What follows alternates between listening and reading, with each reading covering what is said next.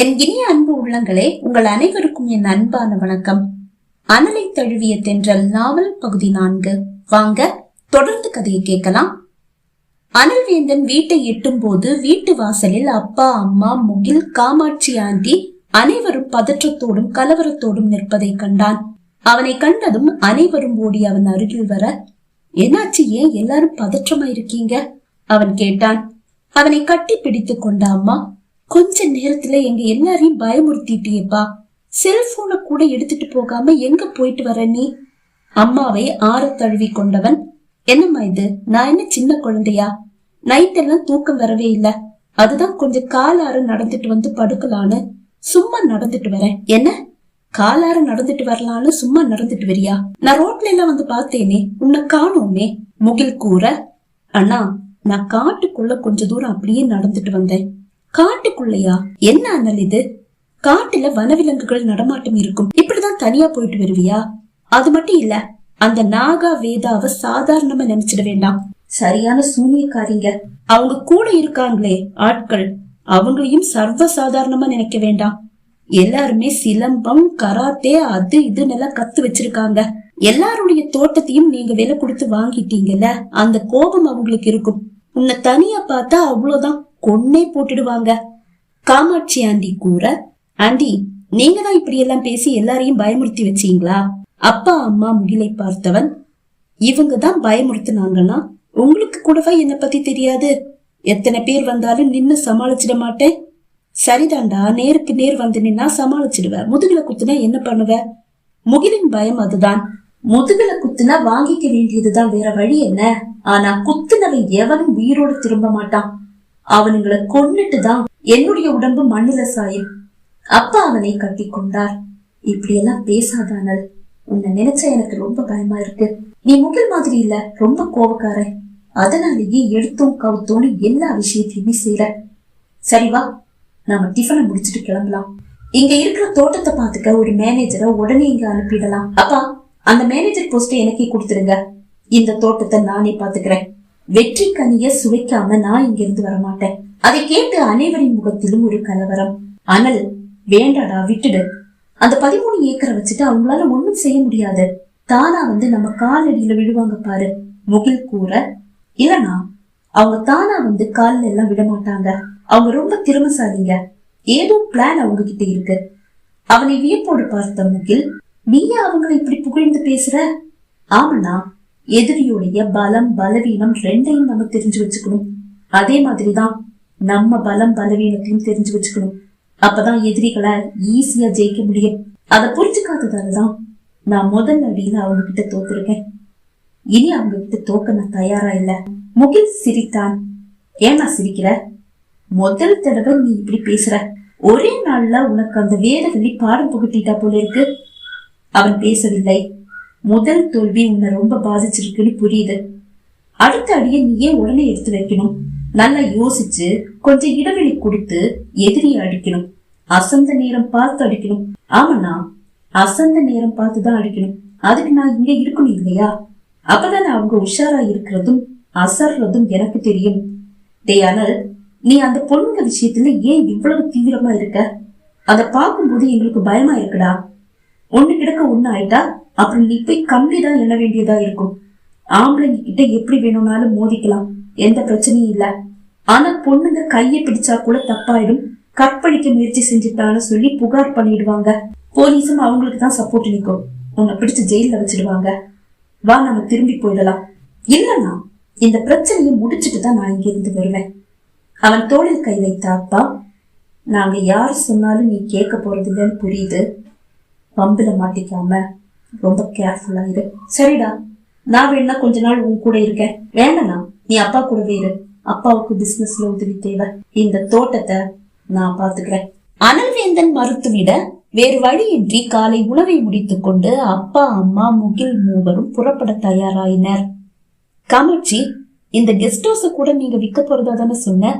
அம்மா கேட்டார். ஆமா மீனாட்சி, இதையும் வித்தா கூட எங்களால முழு கடனையே அடைக்க முடியாது. ஆனாலும் சமாளிக்கிற அளவுக்கு வந்துடுவோம். அப்படின்னா காமாட்சி, இந்த கெஸ்ட் ஹவுஸ நாங்களே வாங்கிக்கிறோம். ஆனால் அவளுடைய வேலையை முடிக்கிற வரைக்கும் இங்கே இருக்கட்டும். வேண்டாம் மீனாட்சி, அதுக்காக எல்லாம் நீ இந்த கெஸ்ட் ஹவுஸ வாங்க வேண்டிய அவசியம் இல்ல. நான் வெளியே யாருக்காவது வித்துக்கிறேன். அனல் என்ன அந்நியமா? எங்க வீட்லயே தங்கட்டும். இல்லடி, இவனை பத்தி உனக்கு தெரியாது. இவன் ஒரு தனிமை விரும்பி, எப்பவும் தனியா இருக்கணும்னு ஆசைப்படுவான்.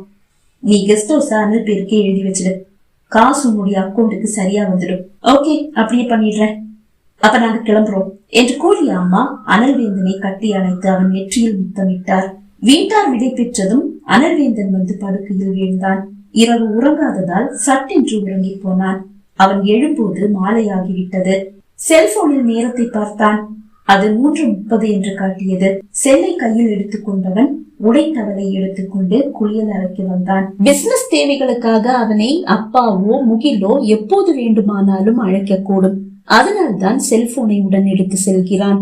சூடான நீரை திறந்துவிட்டு அவன் குளிக்க ஆரம்பிக்கும் போது அவனது மார்பு, கழுத்து என்று இன்னும் சில இடங்களில் லேசான எரிச்சல். என்ன என்று பார்த்தான். நகக்கீரல்கள். ஆம், வேதவல்லி அவனிடம் சிக்கிய போது விடுபட நடத்திய போராட்டத்தின் எச்சங்கள். அந்த நகக்கீரல்கள் மீது விரல்களை ஓடவிடும் போது அவனுக்கு வியப்பு. அவனா அவளிடம் ஒரு மிருகமாக நடந்து கொண்டான். அவனால் நம்ப முடியவில்லை. பெண்ணை கண்டால் விலகி நிற்பவன் இன்று ஒரு பெண்ணிடம் அத்துமீறி இருக்கிறான். வேதவல்லி தன்னிடமிருந்து அவளை காப்பாற்றிக் கொள்ளாமல் இருந்தால், தோற்று போயிருந்தால் என்ன நடந்திருக்கும்? ஒரு கொடூர விலங்காக மாறி அவளை வேட்டையாடி இருப்பேனோ? அவள் சூடான தேகம் அவன் மீது வீழ்ந்து கிடந்த தருணங்கள், அவள் உடலில் வீசிய சந்தன வாசம், மல்லிகை மனம். அப்பப்பா, ஒருவனின் உணர்ச்சிகளை தூண்டி நாடி நரம்புகளை எழுச்சியின் உச்சத்தை தொட வைக்க வேறு ஏதும் தேவையா என்ன? ஆனாலும் ஏன் அவளிடம் மட்டும் நான் இப்படி நடந்து கொள்ள வேண்டும்? அப்பா அழைத்த உடனே அவரோடு சென்றிருக்க வேண்டும் அல்லவா? ஏன் மனம் அதை விரும்பவில்லை? தன் எதிரியை வெற்றி கொள்ளும் ஆவேசமா, இல்லை பெண்ணவள் மீது கொண்ட மோகமா? இவை எதுவும் இல்லை என்றால் மோகம் கொண்ட பெண்ணிடம் தோற்றதால் ஆணவனில் தன்மானம் சீண்டப்பட்டதா என்ன? முதன் முறை அவளை பார்க்கும் போதே அவள் மீது ஒரு மயக்கம் உருவானதை அவனால் மறுக்க முடியவில்லை. இந்த காலத்தில் இப்படி ஒரு அழகோவியம் தாவணி உடுத்தி இடையழகையும் இடையிடையே காட்டி நின்றால் எவனுக்குதான் மயக்கம் வராது? ஆனால் அவள் மட்டும் அல்லவே.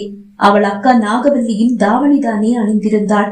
அழகில் வேதவல்லிக்கு நிகரானவளும் கூட.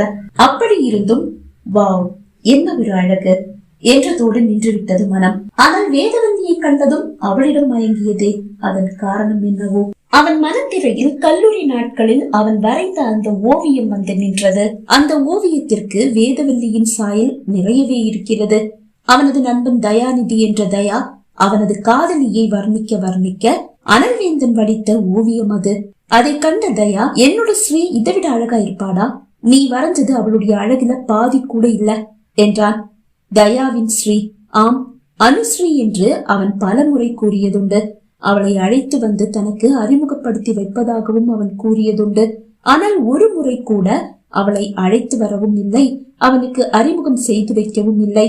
ஆனால் அன்று வேதனையோடு வந்து நின்றவன், டேய் மச்சான், நான் என் காதலை இன்னைக்கு அவகிட்ட சொன்னேன்டா, நோ சொல்லிட்டா. அவ வேற ஒருத்தனை காதலிக்கிறாளாம் மச்சான். என்னால அவ இல்லாம வாழவே முடியாது. அது அவளுக்கு எவ்வளவு சொல்லியும் அவ புரிஞ்சுக்க மாட்டேங்கிறா, அவ கேட்க மாட்டேங்கிறாடா. உன்கிட்ட கூட்டிட்டு வந்தா நீ அவகிட்ட என்னுடைய காதலை பத்தி எடுத்து சொல்லி எங்க 2 பேரையும் சேர்த்து வைப்பேன்ற நம்பிக்கையோட வா, என்னுடைய ஃப்ரெண்ட போய் பாத்துட்டு வரலான்னு சொல்லி கூப்பிட்டா அதுக்கும் வரமாட்டேங்கிறாடா. அவன் அழுதபடி கூற அனல்வேந்தனுக்கும் வேதனையாகிவிட்டது. அனுஸ்ரீயை அவன் எந்த அளவு உருகி நேசிக்கிறான் என்று அனல் அறிவான். டே, இப்ப எதுக்காக இப்படி கோழ மாதிரி அழுதுட்டு இருக்க? அவளுக்கு உன்னுடைய காதல் புரியலனா அதை புரியவை. புரிஞ்சுக்க முடியாதுன்னு அடம் பிடிச்சா யோசிக்கவே யோசிக்காத கட்டாய தாலி கட்டிடு. கல்யாணத்துக்கு முன்னாடி உன்னை புரிஞ்சுக்காதவ கல்யாணத்துக்கு அப்புறமா உன்னுடைய காதலை புரிஞ்சுக்கிட்டும். உண்மையான காதல் ஜெயிக்கணும்னா எந்த குறுக்கு வழிய வேணும்னாலும் யூஸ் பண்ணலாம், தப்பே கிடையாது. எவனோ ஒருத்தன் அவ கல்யாணம் பண்ணிக்கிட்டு காலம் ஃபுல்லா கஷ்டப்படுறதை விட இஷ்டமே இல்லாம உன்னை கட்டிக்கிட்டு கஷ்டப்படாம காலத்துக்கும் வாழட்டும். கல்யாணத்துக்கு அப்புறம் உன்னை புடிச்சுப்பால. இன்னைக்கு அவளுக்கு கசக்குற நீ நாளைக்கு கண்டிப்பா இனிப்படா, அந்த நம்பிக்கை எனக்கு இருக்கு. நான் இப்படி ஒரு அறிவுரைய வேற எவனுக்கும் சொல்ல மாட்டேன். ஆனா நீ உன்னுடைய அனுஸ்ரீய எந்த அளவு உயிரா நேசிக்கிறேன்னு எனக்கு தெரியும். உன்னை கட்டிக்கிட்டா அவ கண்டிப்பா ஒரு தேவதை மாதிரி காலத்துக்கும் கண்ணீர் வடிக்காம சந்தோஷமா இருப்பான்ற நம்பிக்கையில தான் நான் இதை உங்ககிட்ட சொல்லிட்டு இருக்கேன் என்று ஒரு வில்லன் போன்று அறிவுரை கூறியதும் அவன் நினைவுக்கு வந்தது. அவனது செல்போன் ஒலிக்க தன்னிலைக்கு வந்தவன் வந்து செல்லை எடுத்து பார்த்தான். முகில்தான் அழைக்கிறான். அழைப்பை ஏற்றவன் சொல்லுனா என்றான். என்னடா பண்ணிட்டு இருக்க? குளிச்சிட்டு இருக்க. தோட்டத்துக்கு போனியா? இல்லனா, நீங்க போனதும் நல்லா படுத்து தூங்கிட்டேன். இப்பதான் எந்திரிச்சேன். ஃப்ரெஷ் ஆயிட்டு அப்படியே தோட்டம் வரைக்கும் போயிட்டு வரலாம்னு நினைச்சேன். சரிடா, பாத்து தேவையில்லாம போய் அந்த பொண்ணுங்க கிட்ட வம்ப வளர்த்துக்காத. நீ உண்டு, உன் வேலை உண்டுன்னு இரு. பாக்கலாம். என்னடா பாக்கலாம்? ஆனா நான் தான் சொன்னேன்ல, இந்த விஷயத்தை என்கிட்ட விட்டுடுங்க. இதை எப்படி முடிச்சு வைக்கணும்னு எனக்கு தெரியும். சொன்னா கேட்கவா போற? ஆனா நீ பத்திரம், கற்பழிப்பு அது இதுன்னு சொல்லி போலீஸ் ஸ்டேஷன்ல புகார் பண்ணிட போறாங்க. அதையெல்லாம் நான் பாத்துக்கிறேன்னா. சரிடா, அடிக்கடி போன் பண்ண. சரிண்ணா என்று கூறியவன் அழைப்பை துண்டித்தான். பகுதி 4 நிறைவடைந்தது. பகுதி 5 உங்களை சந்திக்கும் வரை விடைபெறுகிறேன். நன்றி, வணக்கம்.